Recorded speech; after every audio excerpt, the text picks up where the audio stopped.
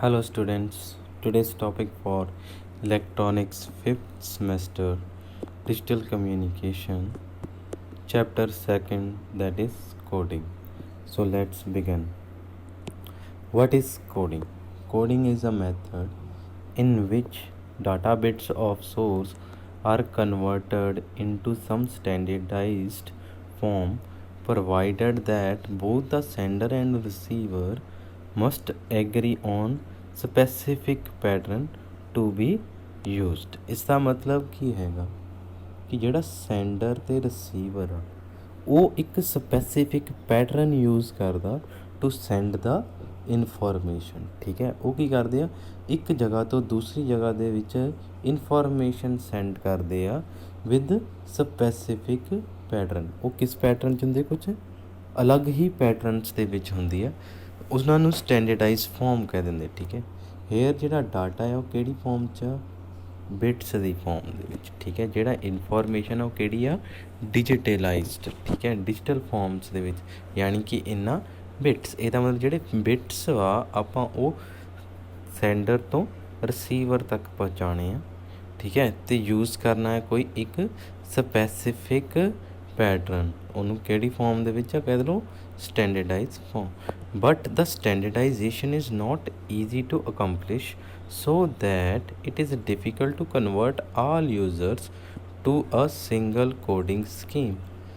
Since some codes are advantageous for one use, although others are better for different applications, a single encoding scheme is not sufficient for modern data systems। इसका मतलब ਕੀ ਆ ਕਿ ਜਿਹੜਾ ਇੱਕ single scheme, ਠੀਕ ਹੈ, coding use ਕਰਦੇ ਆ, ਇਹਦਾ ਮਤਲਬ ਜਿਹੜੇ ਕਿ ਡਿਫੀਕਲਟ ਹੁੰਦਾ ਆਲ ਯੂਜ਼ਰਸ ਨੂੰ ਕਨਵਰਟ ਕਰਨ ਦੇ ਲਈ। ਠੀਕ ਹੈ, ਇਹਦਾ ਮਤਲਬ ਜਿਹੜਾ ਕਿ ਸਿਰਫ ਸੈਂਡਰ ਅਤੇ ਰਿਸੀਵਰ ਹੀ ਜਾਣ ਸਕਦਾ ਆ ਕਿ ਇਸ ਦੇ ਵਿੱਚ ਕਿਹੜੀ ਕੋਡਿੰਗ ਯੂਜ਼ ਕੀਤੀ ਗਈ ਆ। ਇਹਦਾ ਮਤਲਬ ਕਿ ਆਪਾਂ ਪ੍ਰੋਵਾਈਡ ਕੀਤੀ ਇੱਕ ਤਰ੍ਹਾਂ ਦੀ ਸਿਕਿਉਰਿਟੀ ਟੂ ਆਵਰ ਇਨਫੋਰਮੇਸ਼ਨ ਜਦੋਂ ਆਪਾਂ ਕੀ ਕਰਨਾ, ਆਪਣੇ ਡਾਟਾ ਨੂੰ ਸੈਂਡ ਕਰਨਾ। ਠੀਕ ਹੈ, ਹੁਣ ਜਿਹੜੀਆਂ ਮਾਡਰਨ ਕੰਪਿਊਟਰਸ ਆ ਉਹ ਇਹਨਾਂ ਨਾਲ ਬੜੇ ਹੀ ਈਜ਼ੀਲੀ ਡੀਲ ਕਰ ਲੈਂਦੇ ਆ। ਠੀਕ ਹੈ, ਬਾਏ ਹੁਣ ਦੇਖੋ, the modern computers can easily deal with different codes by simply converting the codes used by computers. ਠੀਕ ਹੈ, ਸੋ ਹੁਣ ਕੀ ਹੈਗਾ, ਆਪਾਂ ਸਟੱਡੀ ਕੀ ਕਰ ਰਹੇ ਹਾਂ, most common codes that we use, ਜਿਹੜੇ ਆਪਾਂ ਕਿਸ ਦੇ ਵਿੱਚ ਯੂਜ਼ ਕਰਦੇ ਹਾਂ, ਕੰਪਿਊਟਰਸ ਦੇ ਵਿੱਚ। ਠੀਕ ਹੈ, so first one is a 5-bit Baudot code. Second, ASCII code, that is American standard code for information interchange. Second third one is EBCDIC। ਠੀਕ ਹੈ, ਇਸ ਨੂੰ ਕਹਿੰਦੇ ਆ extended binary coded decimal interchange code. ਇਹ 2 marks ਦੇ ਵਿੱਚ questions ਆਉਂਦੇ ਆ, ਫੁੱਲ ਫੋਰਮਸ ਇਹ ਵੀ ਯਾਦ ਕਰ ਲੈਣੀਆਂ ਹੈਗੀਆਂ। ਠੀਕ ਹੈ, that is extended binary coded decimal interchange code, that is EBCDIC। ਠੀਕ ਹੈ, ਚਲੋ ਪਹਿਲਾਂ ਆਪਾਂ ਕੀ ਕਰਨਾ ਹੈਗਾ, 5-bit Baudot code.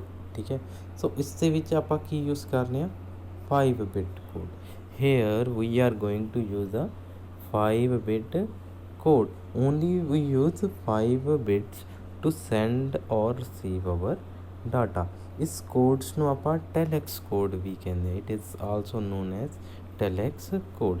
It was first digital or on-off based code which was compatible with the new generation of electronics। ठीक है, it is used in telegraphy and paper tape systems। ਹੁਣ ਦੇਖੋ 2⁵ ਕਰ ਲਓ, ਇਸ ਦੇ ਨਾਲ ਆਪਾਂ ਕਿੰਨੀਆਂ ਕੰਬੀਨੇਸ਼ਨਸ ਬਣਾ ਸਕਦੇ ਹਾਂ, 32 ਕੰਬੀਨੇਸ਼ਨਸ। ਇਹਦਾ ਮਤਲਬ 32 ਆਪਾਂ ਡਿਫਰੈਂਟ ਟਾਈਪ ਆਫ ਕੋਡਸ ਆਪਾਂ ਕੀ ਬਣਾ ਸਕਦੇ ਹਾਂ with the help of 5-bit Baudot code. ਠੀਕ ਹੈ, ਹੁਣ ਕੀ ਹੈਗਾ, ਸ਼ਿਫਟ ਕੋਡਸ ਆਲਸੋ ਇਨਕੋਪਰੇਟਡ। ਇਹਦਾ ਮਤਲਬ ਆਪਾਂ ਇਸ ਦੇ ਵਿੱਚ ਕੀ ਕਰ ਸਕਦੇ ਹਾਂ, ਸ਼ਿਫਟ ਕੋਡ ਵੀ ਇਸ ਦੇ ਵਿੱਚ ਇਨਕੋਪਰੇਟਡ ਕਰ ਸਕਦੇ। ਜਦੋਂ ਆਪਾਂ ਉਹ ਸ਼ਿਫਟ ਯੂਜ਼ ਕਰਾਂਗੇ ਤਾਂ ਆਪਾਂ ਨੂੰ 26 ਲੈਟਰਸ ਹੋਰ ਮਿਲ ਜਾਣਗੇ। ਠੀਕ ਹੈ, the 10 digits and the various other punctuation marks और कंट्रोल करैक्टर्स।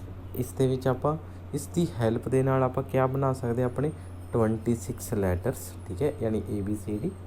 ओके 26 होंदे ना, वो टोटल वो अपर केस दे विच भी ते लोअर केस दे विच, ते नाल की है 10 डिजिट्स किहड़े किहड़े होंदे 0 to 9 and various punctuation marks and control characters. So इस दे बारे आपां हुण फर्दर देखांगे कि किहड़े किहड़े अपने कोल कॉम्बीनेशनस अवेलेबल आ।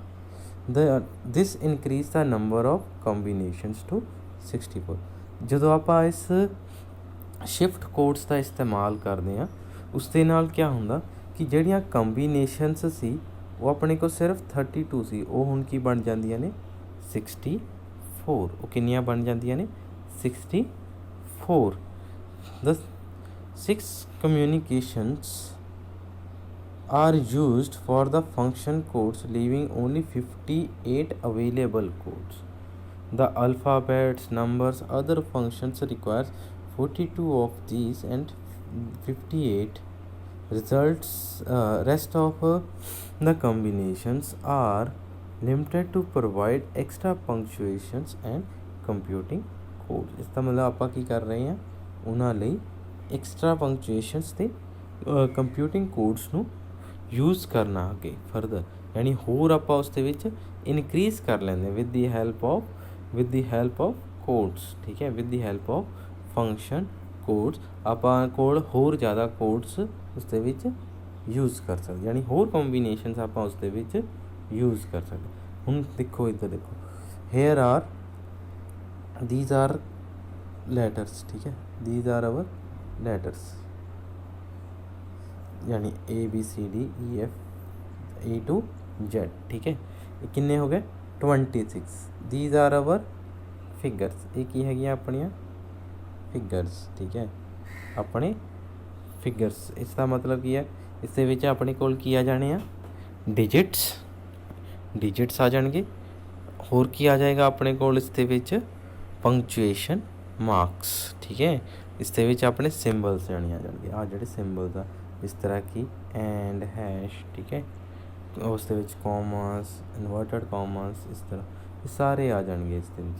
ते इस दे नाल इधर देखो हेयर इज इट फंक्शनस, इत्थे की है अपने को फंक्शनस ने, ठीक है, केड़ा केड़ा है कि इधर देखो figure shift, letter shift, space, line feed, blank, carriage return, ठीक है, carriage return. So for a अगर उस दे विच कोड की हैगा आ अल्फाबैट, ठीक है, अगर अपने को कोड की हैगा आ अल्फाबैट दा, दैन अगर अपने को बॉड कोड किन्ने बिट्स का है 5 बिट 1 2 3 4 5, ठीक है, ये क्या है 0 1 2 3 4, ये अपने की हो गया अपने कोड वास्ते 5 बिट्स जोड़े है 0 to 4। सो अगर की आ रहा अपने बॉड कोड दे 1 1 0 0 0, दैन अपने को क्या आएगा लैटर आएगा, ठीक है, केड़ा लैटर आएगा ए लैटर, ठीक है। अगर आप की करांगे यूज़ 1 1 0 0 0, उसी तरह 1 0 0 1 1, देन बी आएगा 0 1 1 1 0 होएगा तो सी आएगा, इसी तरह ही अप टू जेड, ठीक है, अप टू जेड दे विच, ठीक है। उससे बाद जिहड़ी मेन चीज़ हैगी है, ठीक है, दैट इज़ फिगर शिफ्ट, ठीक है, that is our figure shift. Figure shift का क्या मतलब है कि जदों इस दे विच ये इंस्ट्रक्शन आ जाएगी किहड़ी फिगर शिफ्ट दी, ठीक है, दैन उसने क्या शो करना अपने अपन को फिगर्स शो करना, आ वाले कोड्स यही यूज़ होने जदों फिगर शिफ्ट एक बारी आ गया, दैन जिहड़े उस तो बाद वाले कोड्स आएंगे वो किहड़े होणगे ये वाले, इन्हां विचों कोई भी हो सकता, ठीक है। अगर आ वाली इंस्ट्रक्शन आ जाती है उस तो बाद ये शिफ्ट किस दे विच हो जाएंगे फिगर्स दे विच। अगर लैटर शिफ्ट हो जाते तो इससे जिहड़े लैटर्स है वो स्मॉल लैटर्स दे हो जाएंगे, ठीक है। इसी तरह ही अपने को स्पेस है, उसी तरह लाइन फीड है, ब्लैंक है, कैरेज रिटर्न। इसनूं बड़े ब्रीफ दे नाल आपां समझांगे, ठीक है। इसदियां कुछ ड्रॉबैक्स ने, ठीक है, ये जिहड़ियां ਪਹਿਲੀ ਗੱਲ ਤਾਂ ਇਹਦੇ ਵਿੱਚ ਸੀਕੁਐਂਸ਼ੀਅਲ ਨਹੀਂ ਹੈਗਾ, ਆਪਣਾ ਜਿਹੜਾ ਅਲਫਾਬੈਟ ਆ ਉਹ ਸੀਕੁਐਂਸ਼ੀਅਲ ਨਹੀਂ ਹੈਗਾ।